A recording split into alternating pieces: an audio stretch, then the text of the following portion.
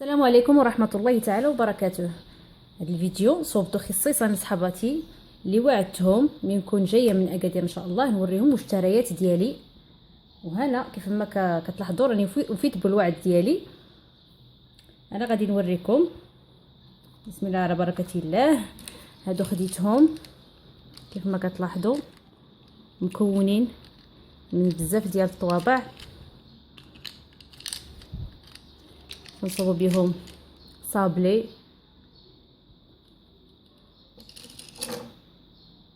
هذا خديته ديال الشباكيه، طابع ديال الشباكيه. راني غادي نجربو، غنرد عليكم الخبر واش صالح ولا ما صالحش. هادو حتى هما واحد القوالب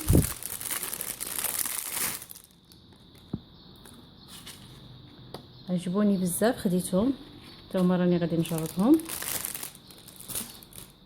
عندنا هنايا واحد القطاعه كتقطع العجين،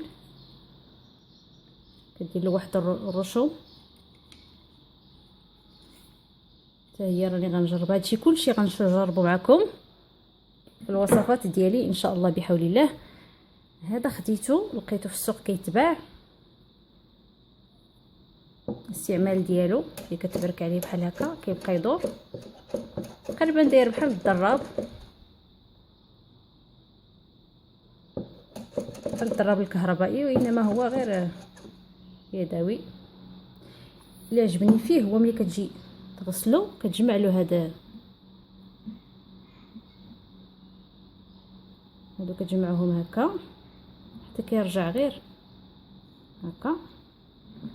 ملي كتبغي تخبعو في البلاكار ولا في شي بلاصه في شي درج كتحطو على هاد الطريقه. ملي كتبغي تستعملو بطبيعه الحال كتحلو هاد السنينات باش كيرجع طراب وترجع تخدم به.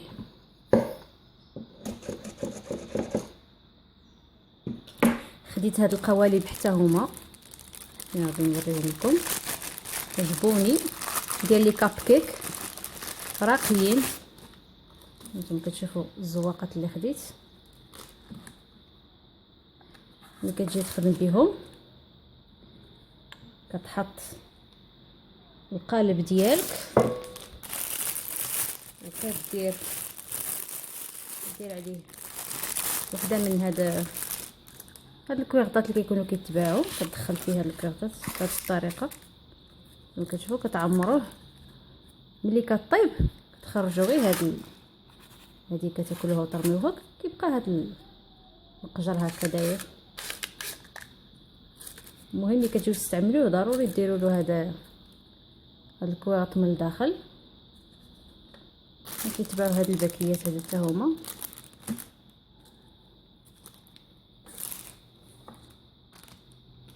عندنا هنايا هاد القوالب كذلك خديت منهم شكيلات، هادو نستعملوهم في لي كيك وفي لي صالاد. المهم راكم غادي تشوفوا معايا ان شاء الله بحول الله. هادو حتى هما عجبوني، خديتهم حتى هما ديال لي كيك. خديت هاد السباتولا كانت عندي وحده وتهرسات، خديت هادي. خديت هاد القوالب كذلك ديال كيف ما كتلاحظوا. خديت بزاف ديال هاد التويشيات ديال لي كيك ولي بانكيك ولي مادلين، انا كيعجبوني هاد الاشياء، والوليدات حتى هما كيعجبهم. هادو ديال السيليكون. خديت هاد الطوابع نصوب الوليدات حلوه ان شاء الله. هادو ديال البنيتات وهادو الوليدات. خديت كذلك واحد المول حتى هو صالح دير فيه كيكه وصالح دير فيه شلاضه، المهم قالب تستعمليه كيف ما بغيتي. وهذا السيركل حتى هو كنقطعوا به لاجينواز. خديت واحد الطابع عجبني بزاف، حمقني. هذا اول مره نشوفه في الاسواق كيتباع، ان شاء الله راني غادي نصوب لكم هاد الحلوى وغادي ندرجها في القناه ديال هذا الطابع. زوقه بلديه رائعه عجبتني. خديت هاد اللعيبه حتى هي اللي كيصوبوا بها كيهزوا بها لي طاخت.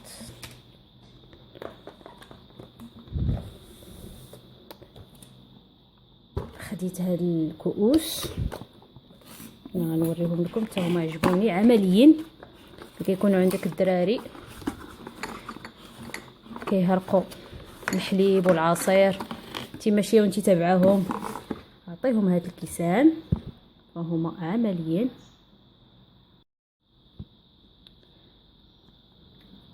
هما كيتسدوا باحكام وكتصب فيهم الحليب ولا العصير ولا اللي بغيتي.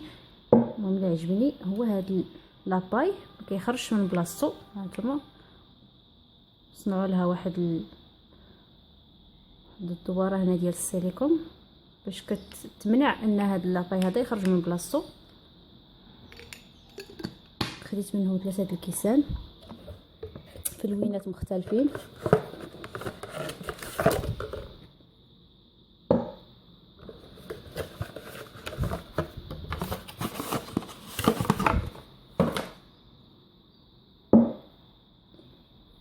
خديت كذلك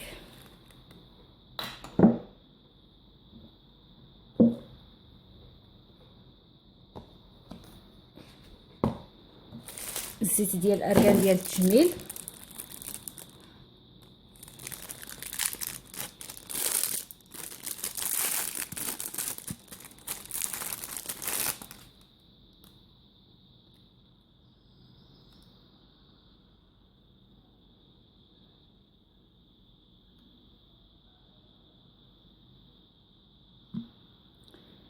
خديت واحد البودر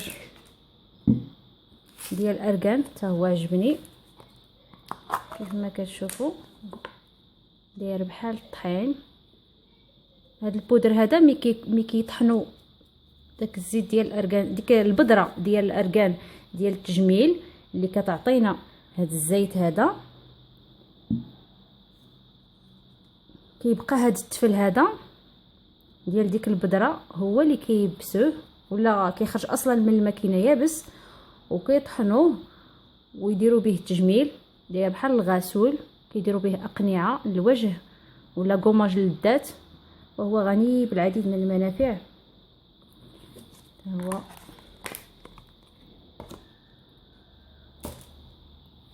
ديال التجميل. خديت هاد بركوكش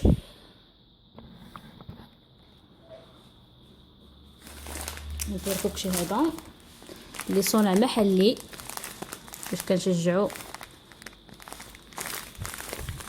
المغربيات ديالنا الحدقات اللي كيخدموا في التعاونيات وكينتجوا لنا هاد البركوكش هذا. صراحه كيعجبني احسن من هاد الشيء المصنع. هاد المسائل الطبيعيه كتعجبني. المذاق ديالو رائع والمكونات ديالو راها مذكوره هنا: الدقيق العادي ودقيق الشعير ودقيق الذره والسميد. خديت هذا الكسكس حتى هو الخماسي حتى هو رائع في المذاق وصحي. فيه دقيق القمح ودقيق الذره ودقيق الشعير والفرص محمر والنخاله حتى هو كيجي هائل. هاد الاشياء كلها غادي نحاول نخدمها معكم في القناه، الطريقه ديال الصنع ديالها واعداد الاطباق ديالها. خديت وكذلك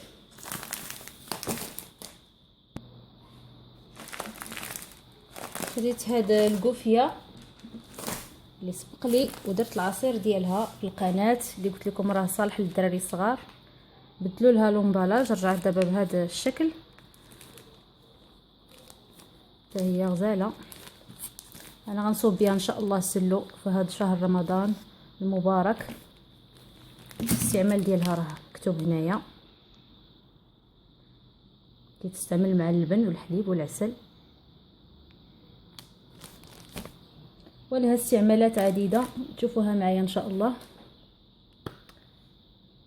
المشتريات ديالي هي هذه اللي خديت من اكادير. كنتمنى تنال الاعجاب ديالكم ونكون وريتكم شي حاجه اللي دارجه في السوق مازال زعما ما عندكمش العلم عليها. خليتكم في امان الله وحفظه، والسلام عليكم ورحمه الله تعالى وبركاته.